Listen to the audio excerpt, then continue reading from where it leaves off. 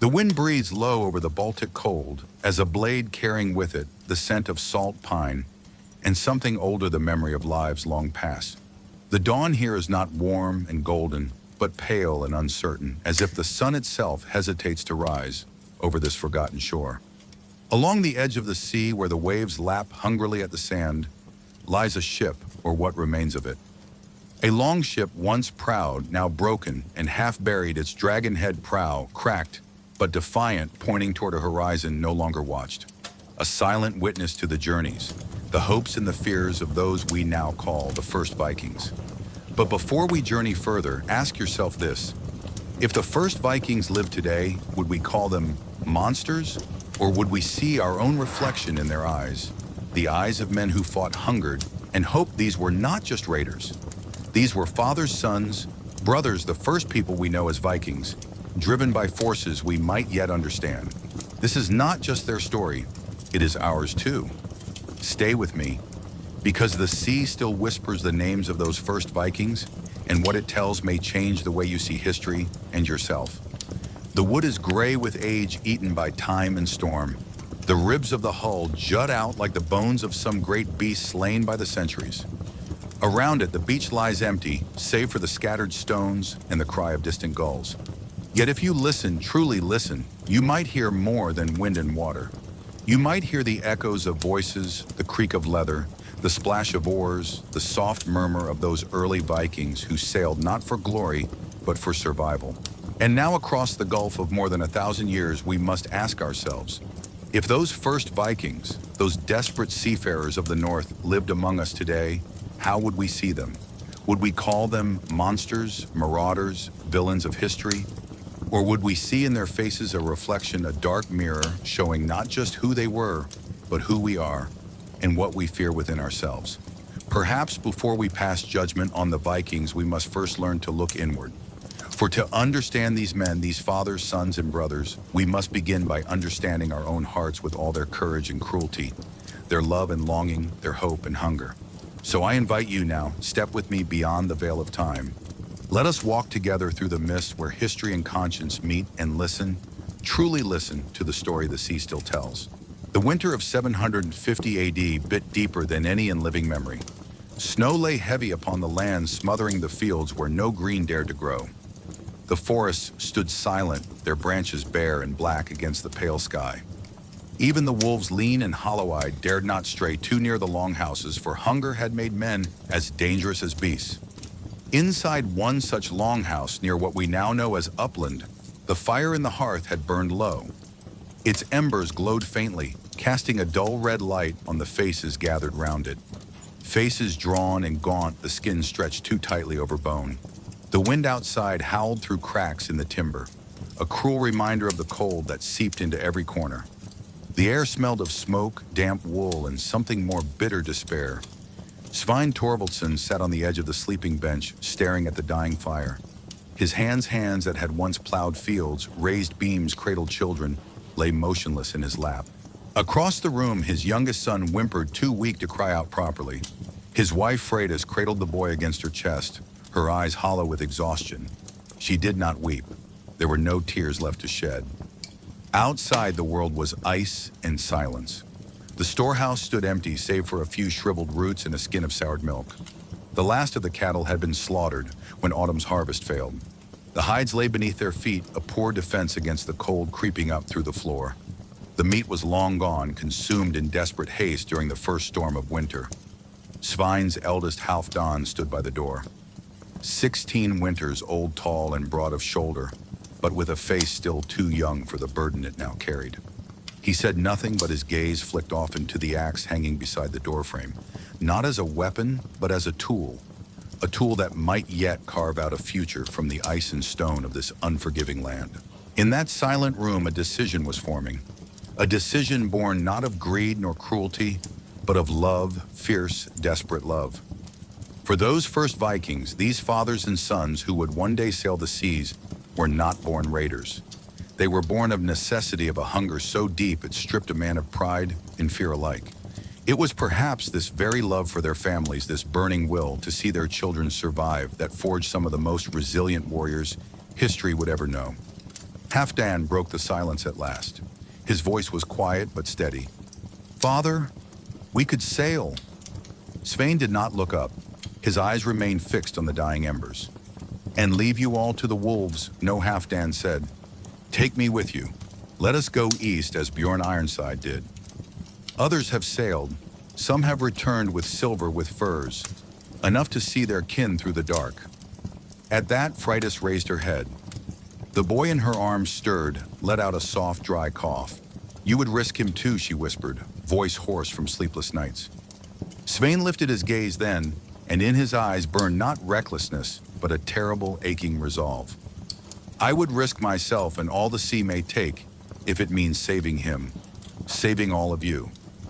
The wind battered the longhouse walls as if the storm itself listened. Beyond those walls lay a world that no longer fed its children. The land that had once provided grudgingly, but provided nonetheless, now demanded sacrifice.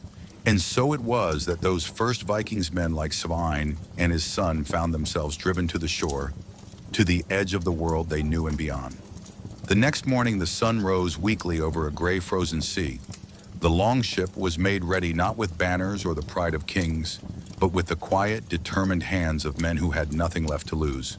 The dragon prow, carved generations ago, had seen better days. Its snout chipped, its eye faded. But still it pointed toward the open water, as if daring the sea to deny them. Freydis stood on the shore, the boy bundled in her arms, watching as Svein and Halfdan loaded the last of their gear nets, axes, small casks of water, a few withered loaves. No warrior's feast, no grand farewell, just hunger and hope both gnawing at their hearts. The other families of the village emerged, drawn by the sound of oars sliding into place, of leather, creaking of voices murmuring low prayers to gods, both old and new. Some came to watch, some came to help. All knew that if these men failed, their fate might be the same. As the ship pushed off from the shore, Svein looked back once. His gaze met Freydis's across the widening water. A look that held all the words neither could bear to speak. "You must come back," she said, though the wind stole her voice. "I will," he whispered, though the sea would decide.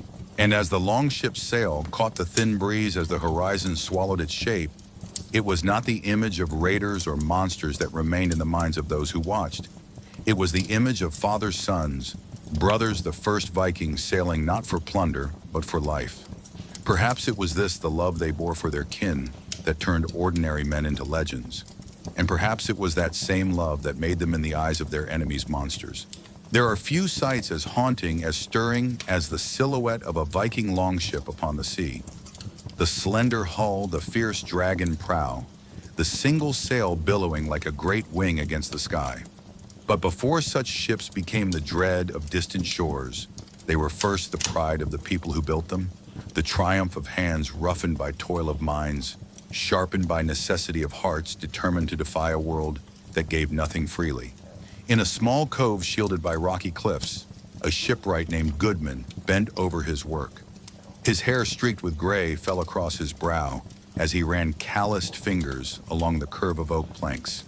The air smelled of pitch and salt, of sawdust and seaweed, the scent of creation born from the union of forest and ocean.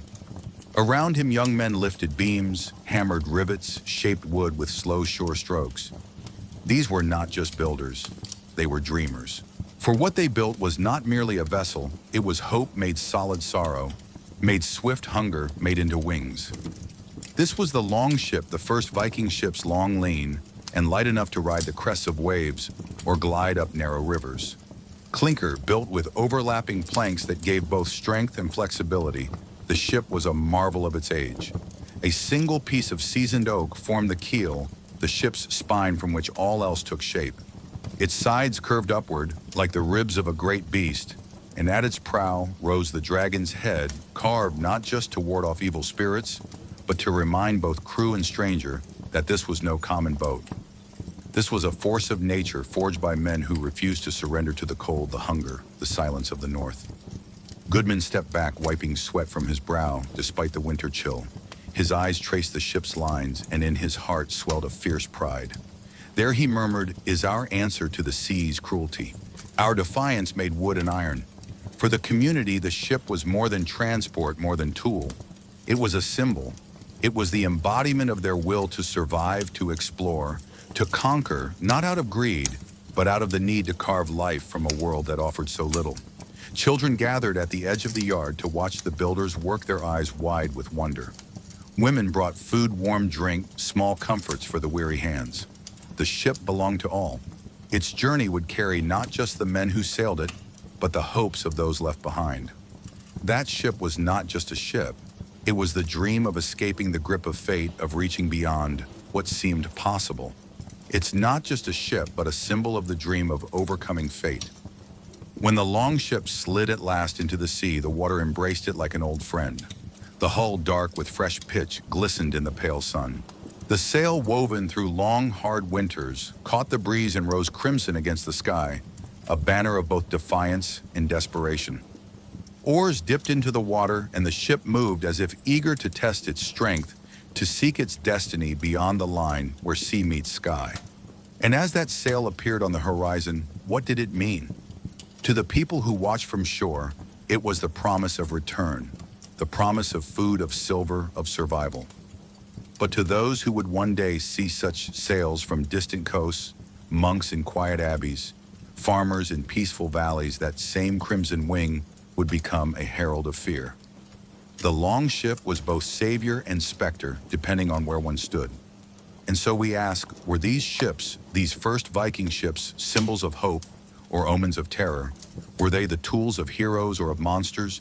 Or is it, as so often in history, that they were both at once? Goodman watched as the ship grew smaller against the vastness of the sea. The wind tugged at his cloak, cold and sharp, but inside he felt warmth, the warmth of knowing that for all the sea's power, for all the winter's cruelty, man had created something to answer it. A thing of beauty, a thing of dread, a thing that would carry the name of the first Vikings farther than any had dreamed. And did those sails, when they appeared on the horizon, sow hope in the Vikings or sow fear in others? The sea had carried them far farther than most of the first Vikings had ever dared to dream. Days and nights blurred together in the rhythm of oars and wind, the hiss of waves against the hull, the creak of leather and wood. Hunger gnawed at their bellies, but hope, or perhaps desperation, drove them on. Until at last land rose before them, a low forested coast with smoke curling from simple homes and fields that promised grain. Svein stood at the prow, eyes narrowed against the sun's glare on water. Halfdan at his side, young face set with a determination that masked the storm inside him. They had come not as raiders, or so they told themselves, but as traders, seekers of what they could not find at home. The long ship slid into a quiet cove, hidden from easy sight. They made camp, sent scouts, waited. But fate does not always answer as one hopes. The first meeting came with open hands, cautious words exchanged through a trader who knew fragments of both tongues. The local villagers, wary but curious, eyed the newcomers' fine weapons, their foreign goods, beads of amber, small blades of Norse steel. There was trade, hesitant, thin. But then came demands, more grain than they could spare, more furs than they would give. Mistrust soured the air. A gesture misunderstood, a shout, a drawn blade. And in that instant, the line was crossed. The clash was sudden, brutal, without honor or plan. Svein's axe rose and fell, its iron edge darkening. Halfdan, heart pounding, found himself face to face with a man little older than himself, a farmer, his hands still calloused from the plow. Their blades met, sparks flew, and then with a cry that would haunt him, the farmer fell. The world narrowed to the press of bodies, the sting of smoke, the wet weight of blood on hands that had once only built, sown, and sheltered. When the fight ended, the Vikings stood among the fallen, breath, ragged eyes wide not with triumph, but with the terrible knowledge of what they had done.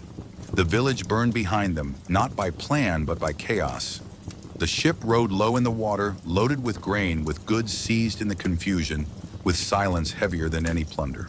The sea, so vast and cold, welcomed them back without judgment. But judgment lived now in their own hearts. As night fell and the long ship cut through dark water, Svein sat apart, his axe laid across his knees, its edge cleaned but not cleansed. The men spoke little. Some tried to justify what had passed. They attacked, first said one. We had no choice, murmured another. But all felt the weight of it, the first blood. The blood that once spilled could never truly be washed away. Halfdan stared at his hands still stained at the edges despite the sea water's attempt to claim the proof. He felt no pride, no victory, only a gnawing hollow where something else had lived before. When standing between life and death, the line between right and wrong becomes so fragile. He thought, though no words crossed his lips. And yet what choice had they? The sea gave little. The land they left behind gave nothing. The men they fought had stood between their children and starvation. Could they have done otherwise? Or had the hunger, the relentless hunger that drove them from their homes, shaped their fates as surely as the winds filled their sails? Perhaps that is the harshest truth of all, that in desperate times the monster and the man wear the same face. The ship turned homeward, the horizon swallowing the smoke of the village they had left behind. They carried with them what they had sought: grain, furs, tools, silver. But they carried more: the memory of eyes widened in fear of voices crying out of a line crossed that could not be uncrossed. They returned with treasure. But their eyes, when they met the gaze of those who waited on shore, were not the same. The sea is a great storyteller. Its waves carry more than ships. They carry whispers, rumors, truths tangled with lies. And so it was that the long ship of those first Vikings, with its crimson sail and dragon prow, became more than wood and cloth in the eyes of distant shores. It became a symbol, a shadow on the horizon that grew larger with each tale told, with each night fire flickered in fear of sails that might appear at dawn. Word spread swiftly along the coasts and riverbanks. A village burned, a monastery robbed of its silver and holy books. A ship sleek as a serpent vanishing into the morning mist before any could mount a defense. The faces of the men aboard blurred in memory, becoming larger, fiercer, more monstrous with every telling. Where there had been hungry fathers, desperate sons, there now stood giants in the minds of those who heard the stories. Giants with axes that split stone, with hearts that knew no mercy. Thus was born the legend of the Northmen, the Vikings, shaped as much by fear as by fact. In smoky halls and quiet churches, people spoke in hushed voices of these men of the sea. The monks called them godless heathens, punishments sent upon the faithful. The farmers called them reavers, stealers of life and peace. Mothers told their children, hush now, or the men of the dragon ships will come. And in that warning, the image of the Viking twisted, hardened, no longer man, but monster. Yet the truth, as always, was more complex. For those first Vikings, the fear they inspired became both shield and curse. When a village yielded without a fight, leaving offerings on the shore, it spared bloodshed for both sides. But with every new raid, every new tale of terror, the line between man and monster blurred further. Soon it was not just hunger that drove the ships outward, it was reputation. It was the weight of expectation from their own kin, from their enemies, from themselves. And so the crimson sail, which once symbolized survival, now became the banner of dread. In the north, in the longhouses where the fires burned low, this change was felt. The old men spoke of the days before the dragon ships sailed so far, before the sea carried back both silver and sorrow. Some wondered aloud, have we become what they say we are? But others, hardened by the hard world, answered, let them fear us. If fear feeds our children, let it be so. It is here that we must pause and ask ourselves, who truly made the Vikings into monsters? Were these men not driven first by need, by love for those they left behind? Or was it the stories, the whispered fears, the dark shapes cast in the minds of others that turned them into what history remembers? Sometimes the monsters are not the people themselves, but the shadows we create from our own fears. Imagine it, the view from a peaceful shore, a morning mist lifting to reveal a shape upon the water. The sail crimson against the dawn, the dragon head black and glistening with sea spray. The oars dipping in unison, drawing the ship closer, ever closer. The heart races. The mind recalls every tale, every warning, every nightmare. And before a single word is spoken, before an axe is raised, or a hand extended in peace, the judgment is made. Monster, invader, doom. Thus the sea carried both the Vikings and the stories that would outlive them. Stories that made men lock their doors at night. Stories that filled the pages of chronicles painted with horror and loss. Stories that crossed centuries so that even now the word Viking summons images of fire, blood, and fear. And yet, to their own, those same men were not monsters. They were protectors. They were providers. They were fathers who braved the unknown brothers who stood side by side in the storm suns, who carried the hopes of their hearths upon the sea. The same hands that took silver from foreign shores, built cradles, carved toys, planted crops when spring returned. Perhaps that is the great tragedy of fame, earned by fear that it blinds the world to the humanity beneath the helm. The longships continued to sail, and with them the legend grew. Villages emptied at the sight of their sails. Monasteries buried their treasures or fled to the woods. The men aboard the ships saw this and felt the weight of what they had become. Some hardened their hearts, leaning into the role the world had given them. Others looked to the horizon, wondering if they might find a place where they could be more than shadows in another's tale. If you lived on a shore in those years, if you saw that crimson sail rising with the sun, what would you think, hope or horror? If you stood beside the sea on such a morning, would you see men or monsters? If you lived on that shore, what would the red sail mean to you? The sea changes a man. Day upon day of wind and wave of hunger and hardship, of blood and silver, gained at too high a price, these leave their marks deeper than salt on skin or calluses on hands. So it was with those first Vikings, men who left their homes as fathers, as husbands, as sons, and returned as something both more and less than they had been. Svein Thorvaldsson, the man who had once stood silent by his hearth watching his child waste away for want of food, now stood on the prow of his ship, eyes hard face weathered by storm and battle alike. His voice, once soft in the night as he told stories by the fire, now rang out like iron against stone, commanding men to row harder to fight, fiercer to take what the sea and the land beyond would not give freely. And behind him rose new voices, men who saw in Svein's path a road to power, a chance to carve their names into the world, to lead not just a ship, but fleets. Bjorn the Red, whose axe had split more shields than logs. Eric Stormy, who laughed in the midst of battle, his joy as terrible as any war cry. These were no longer mere farmers or fishermen turned raiders by hunger. These were the first chieftains of the sea, the leaders of bands that grew into armies of ships that became fleets of small hopes that hardened into ambition. Where once a single ship might land in secret, seeking food or trade, now came whole squadrons, sails red as blood oars, flashing in the sun, dragon prows snarling at the sky. The villages that once offered tribute in fear found no safety. The walls of stone that once stood as defense crumbled beneath the force of these new storm winds from the north. And with each victory, with each hoard of silver seized, with each city burned, the hunger changed. No longer for food alone, but for power, for glory, for dominion over seas and shores alike. And yet at the heart of it, the strength that made these men so feared was born of the same thing that once drove them to sea community. Brotherhood, a unity forged in shared hardship, in nights spent huddled against cold and storm, in days spent side by side at oar and shield.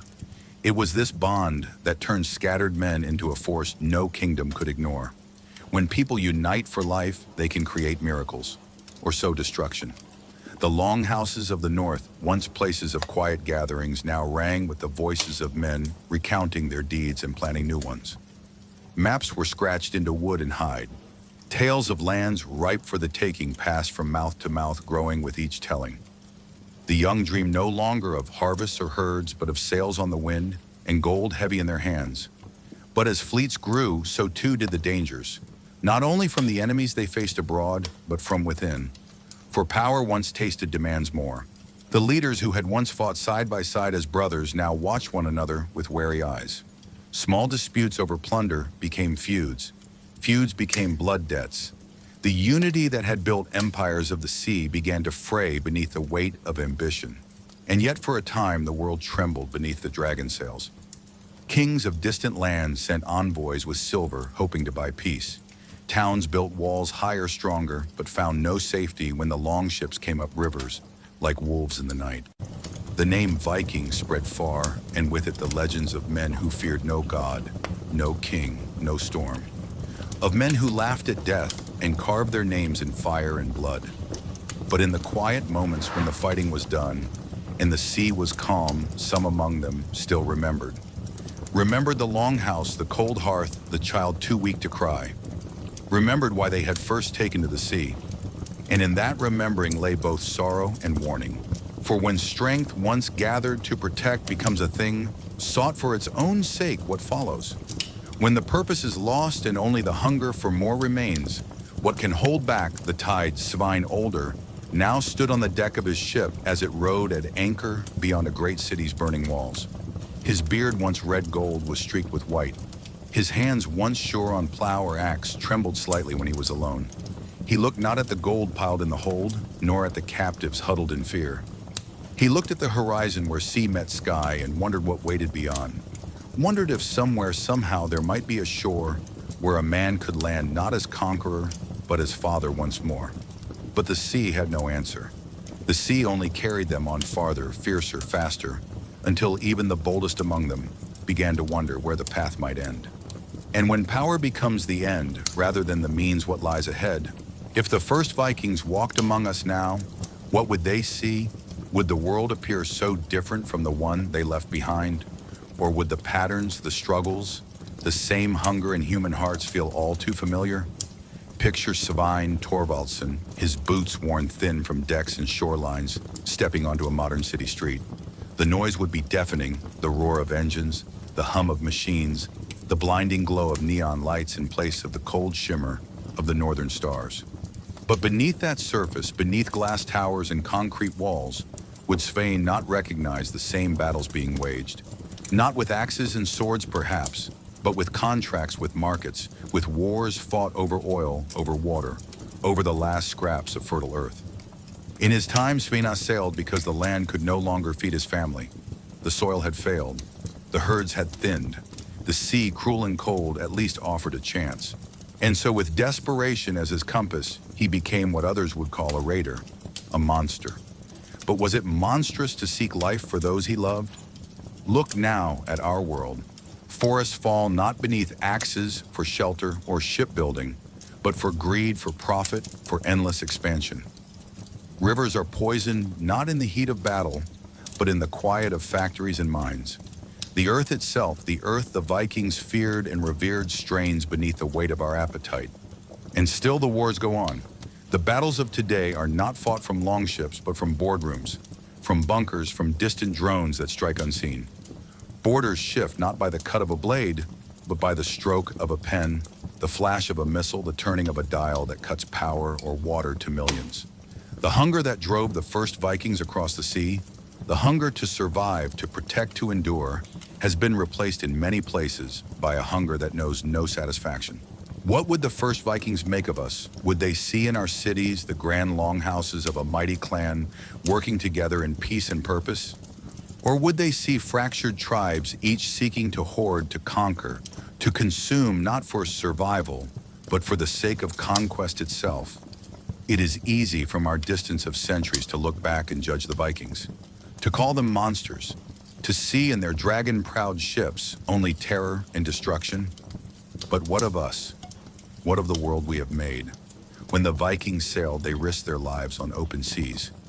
They faced storms, starvation, and the edge of another man's blade.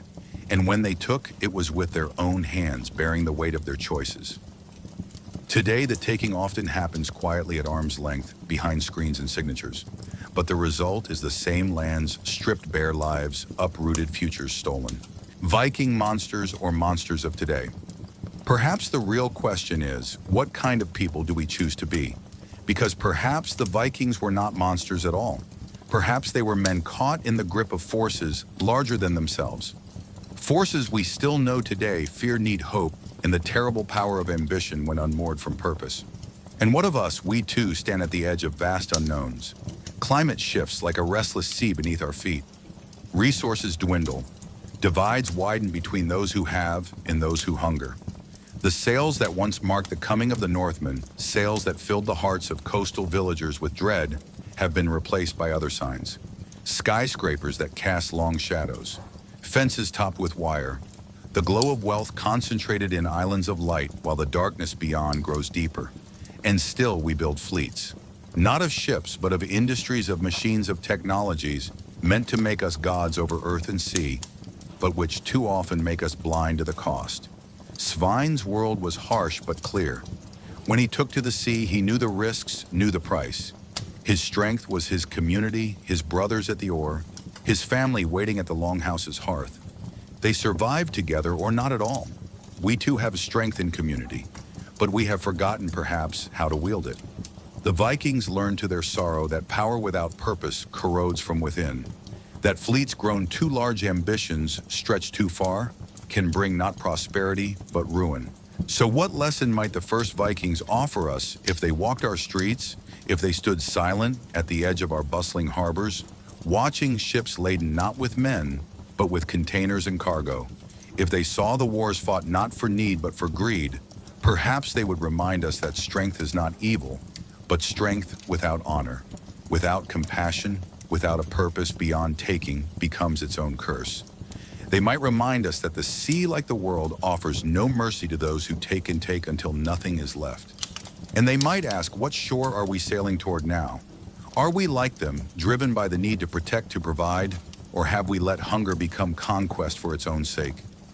In the end, it is not the sails upon the horizon that make a monster. It is the heart beneath the helm, and it is there in each of us that the battle is truly fought. Look around us. Red sails are not only on the sea, the signs of conquest, of greed, of heedless ambition, they rise around us every day. And so the question remains not what the Vikings were, not what we call them, but what we choose to be. Close your eyes, if you will, and picture once more the long ship on the gray northern sea. Its sail red as the setting sun billows in a cold wind. The dragon prow faces forward fierce and unflinching. And aboard that ship, men stand shoulder to shoulder, not monsters, not myths, but human beings. Men of flesh and blood, of hope and fear, of love and sorrow. Men caught between the harshness of their world and the demands of their hearts. These were the first Vikings, not demons from the deep, not shadows sent to haunt peaceful shores. They were fathers, brothers, sons. They were men shaped by a land that gave little, by winters that lasted too long, by soil too thin to yield enough to feed all who lived upon it. They were men who looked at the hungry faces of their children and chose the sea because the land had failed them. It is easy, standing at a safe distance of centuries, to judge them by the smoke they left behind, by the tales of fire and blood that echoed long after their sails disappeared beyond the horizon. But to do so is to see only one side of the story, to see only the darkness and miss the light that also lived within them. For alongside their raids, their conquests, their fierce battles, these same Vikings built. They built ships that were marvels of their age, light, swift, strong. They built settlements in far lands, bringing with them not just axe and shield, but craft and trade. They farmed, they fished, they forged bonds with those they once fought. They shared stories around hearth fires, taught their children the old songs, honored the gods and spirits of the land.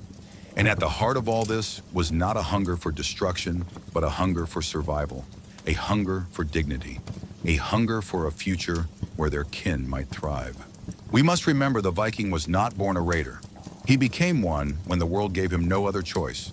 Yes, there was darkness in their hearts, as there is in all of us. The capacity for cruelty, for ambition, unchained for violence, when fear or desire demanded it.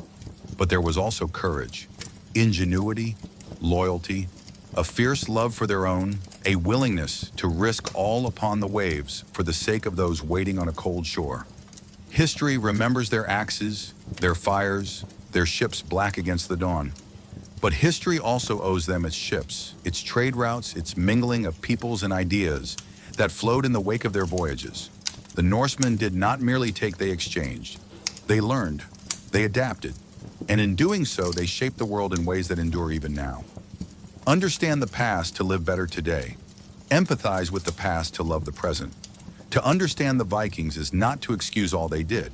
It is to see them as they were people caught in the struggle that defines us all, the struggle between need and principle, between fear and hope, between what is easy and what is right. And in seeing that, we are offered a mirror, a chance to ask ourselves how we too face the storms of our time. Do we, like them, risk becoming what the world expects of us rather than what we hope to be? Do we too let desperation or desire drive us past the boundaries of compassion? Or do we seek to learn from their tale, to find in their story both a warning and a guide? Their world was one of harsh choices. So is ours. But where they took to the sea, we have the chance to take to other paths. paths of understanding, of stewardship, of building a future that need not be carved from the ruin of another. Let us then look upon those early Vikings not as monsters, but as men who lived at the edge of what was possible. Men who remind us that courage and cruelty can share a heart, that the line between hero and villain is drawn not by birth or by name, but by choice, by circumstance, by the stories we choose to tell and believe about one another. Their longships no longer haunt the coasts. Their axes lie buried beneath centuries of earth, but their legacy remains in the words we speak, in the maps we draw, in the ideas we carry across seas of our own making. So I ask you now, having walked this far with me through their story, having seen the hunger that drove them, the strength that built their ships, the sorrow and hope that filled their eyes, do you still dare to call them monsters? Or do you see in their faces something of ourselves? Do you still dare to call them monsters after hearing this story? And so we return in our minds and our hearts to that lonely shore where it all began. The Baltic wind still whispers across the dunes, carrying the salt of ages past. The waves, tireless and cold, lap at the bones of longships half buried in sand. Their dragon prows, once fierce against the horizon, now lie silent, worn smooth by time and tide. There among the scattered stones and the cry of distant gulls, no monsters remain. No heroes, no villains. Only the echoes of lives lived with all the light and shadow of the human heart.